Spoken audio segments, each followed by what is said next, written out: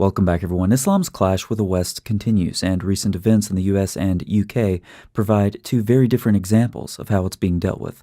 Let's review some details from what the Free Press called the biggest peacetime crime and cover-up in British history. Many of you know these details, but they're worth talking about again, openly and repeatedly, because the voices of the victims who survived have been silenced in part by the same authorities who facilitated, through their criminal negligence, the systematic serial rape of thousands of British girls by men who had immigrated from Muslim countries. These men targeted the most vulnerable girls, the poor and the fatherless, children in care homes, with candy, food, taxi rides, and drugs.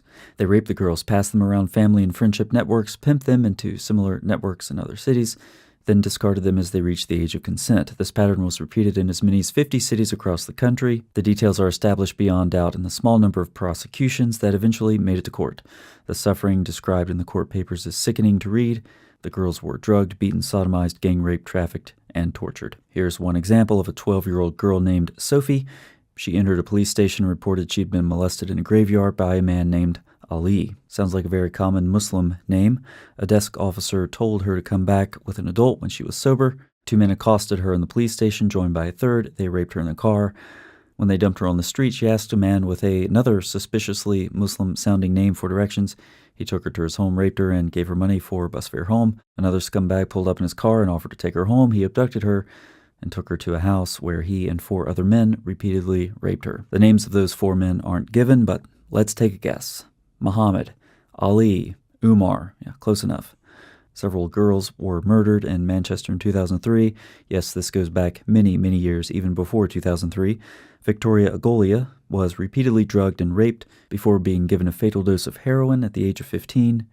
In Blackpool that same year, 14-year-old Charlene Downs disappeared. Her body was never found. In Telford, someone else with a suspiciously Muslim-sounding name groomed Lucy Lowe from the age of 12 and impregnated her at 14, burned her alive in her home with her mother, her disabled sister, and her unborn second child. In the age of say her name, no one important thought it was worth saying the names of these girls. The girls, their rapist told them, were white slags, worthless and expendable. Apart from a few whistleblowers, most of them women, and courageous journalists such as Julie Bindel, Andrew Norfolk, Douglas Murray, and Charlie Peters, all vicious Islamophobes, no doubt, the media showed no interest. Why? Because this was the wrong kind of racially motivated crime committed by the wrong kind of criminal. The majority of the victims were white, plus some Sikhs. The majority of their abusers were from Pakistan and Bangladesh. The majority of their crimes were committed in cities with a Labour Party-controlled council and a Labour Party MP who needed Muslim votes. This led to institutional racism of the inverted kind, and that enabled the perpetrators to do as they liked. After hearing all that, if you need to, please feel free to pause the video and go vomit. Now, several weeks ago, the leader of the opposition in Britain called for an investigation into both the crimes and the people who covered them up.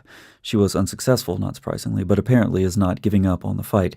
Here's Kimi Badenoch in a recent interview. I saw that you tweeted out yesterday the Conservatives are going to table an amendment to the crime bill to force a national statutory inquiry into the grooming gangs. Tell us a bit about that. So we tried to do this previously in the education bill.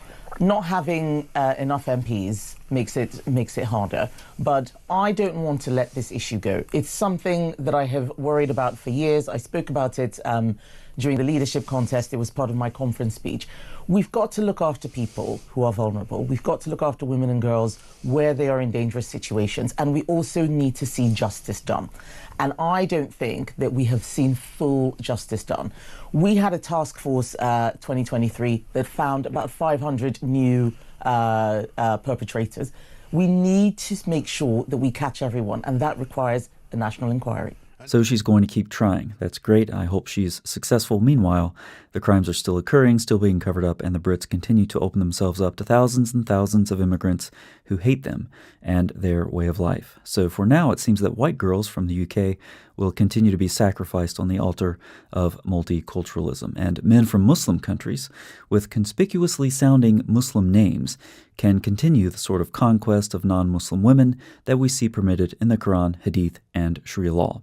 So the UK gives us one morally reprehensible approach the West can take when raw Islamic ideology rears its ugly head, but here's another. Mahmoud Khalil is a prominent pro-Hamas activist who was really active back when it was cool to get together with all your idiotic, privileged Ivy League classmates dressed alike in your virtue-signaling scarves, skip lectures, skip work as if they had jobs, build a hippie tent city on the campus lawn, and demand other people supply them with basic human necessities because they hadn't thought that far in advance and were apparently used to people handing them free stuff. Now, Khalil and other similar voices for Islamic extremism who find themselves in the U.S. via green card or student visa are facing deportation and associated legal battles. From WNG.org, Mahmoud Khalil, a very conspicuously sounding Muslim name, isn't it, was born in Syria and immigrated to the U.S. in 2022. Khalil became known as a pro-Palestinian activist at Columbia University, where he recently graduated with a master's degree in international affairs. After marrying a Muslim U.S. citizen, apparently he only married one woman, Khalil obtained a U.S. green card and became famous last year as a prominent figure in the protests at Columbia. Khalil acted as a spokesperson for pro-Hamas activists and was involved with the anti-Israel group Columbia University Apartheid Divest, CUAD, Quaid. I'm sure there was a time when Columbia University students were smart enough to be better at marketing. After the Hamas attack against civilians in Israel on October 7th, 2023, Quad labeled the attack a moral, military, and political victory, describing Hamas terrorist leader Yahya Sinwar as a brave man who will live in the hearts of many. Regardless of how many hearts he lives in, he's currently burning in hell. Quaid echoed Islamic Jihad dispositions and vowed violence is the only path forward, stating, "We support liberation," the Orwellian language, by any means necessary, including armed resistance. Don't miss it. Khalil wasn't merely cooperating with Quaid. He served as their lead spokesman and official negotiator with the stupendously cowardly university faculty, and according to according to the New York Times, he was the public face of protest against Israel. On March 8, 2025, Khalil was arrested by U.S. Immigration and Customs Enforcement agents in New York City, initially detained in New Jersey and then transferred to a facility in Louisiana. His arrest has sparked significant attention, especially as Khalil has been perceived as supportive of Hamas. Since his arrest, many Israel-hating, Islamic terrorism-loving activist politicians have spoken out in protest. Apparently, it's very important non-U.S. citizens with his ideology are allowed to remain in the country. I disagree. Khalil is a clear example of many Islamists who hate non-Muslim nations. They leave their chaotic Muslim-majority countries and immigrate to the U.S. while loathing its advancement and prosperity. These Islamists view Islam and its values as superior to any religion or civilization elsewhere, and use, or better misuse, the freedoms granted in the West to cripple the society from within. As long as these Islamists are few in number, they deploy a victimhood mentality and play the empathy tune to gain compassion from those whom they actually despise. Once they gain power, especially political power, Ilhan Omar, anyone, they begin demanding the dissolution and replacement of the values the West cherishes. These Islamists don't share the values of the freedoms they misuse. They don't see all people as equal. For them, Muslims and Jews aren't equal. Neither are white girls from Britain.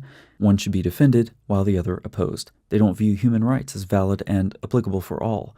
Gazans are more valuable than Jews and Israelis. As for the Hamas terrorists, they are called the praiseworthy resistance. The loyalties and sympathies of Khalil and his ilk are completely directed towards what would cripple this nation and dissolve its prosperity. As of the time of recording this video, an immigration judge just ruled that Khalil will stay in custody until some matters of his case are decided. What happens next will likely set the legal precedent going forward. If deported, it's reasonable to assume that many more deportations will follow.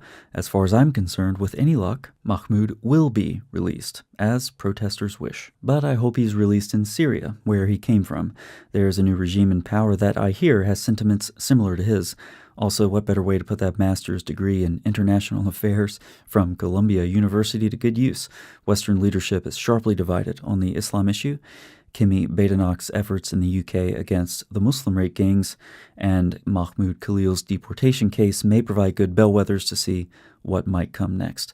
Will the West finally have the clarity to act against Islamists who infect our culture with the worst of their religion?